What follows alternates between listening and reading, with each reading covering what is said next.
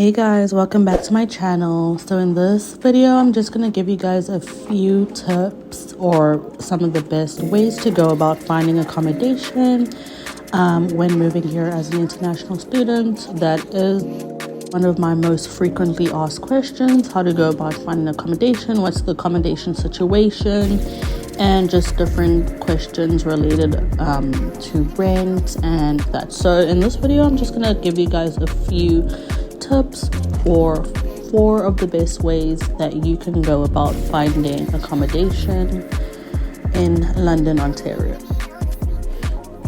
So guys, when I first moved here, I was looking for accommodation from South Africa, and that was very challenging. I was looking at different websites and I didn't really have any luck, just because I didn't know whether the ads I was seeing and the listings were legit or not. And also it was kind of challenging for me at the time to get in contact with the people that were listing their accommodation. But when I moved here, thankfully, in 2019, and I already had my sibling that was living in London, and so I was able to stay with him temporarily. But the first accommodation that I stayed at, I found that through Kijiji. And so that is going to be part of one of the tips or one of the best ways that I give you in terms of finding accommodation. So also recently I moved out of London, and the way I found that accommodation was basically through asking co-workers. So that is pretty much it, guys. So let me just get straight into it. So first best way that you could go about finding accommodation is looking on online rental websites such as Kijiji or Craigslist. So I'm just gonna kind of show you how you can go about doing that. You're just basically gonna log into Kijiji and you're gonna pretty much type London, Ontario, and you're just gonna look for spaces within that area. Second way could be consulting real estate apps such as RentFaster, realtor.ca. So these platforms pretty much provide listings and property details, and you can obviously also just filter it in terms of whatever your budget is or exact location that you're looking to live in.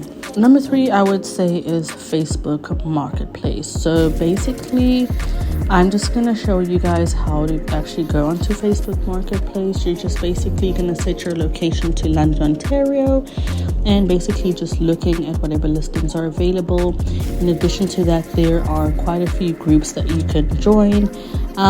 Guys, just reach out to me. I'll send you a few of the groups, but this is an example of one of the groups that you can look into. There'll be different listings that people post, and so you can just basically look into that and just make sure you do your due diligence, because scams are a very big thing nowadays, and obviously as an international student you don't know much, so they are looking more likely to target you.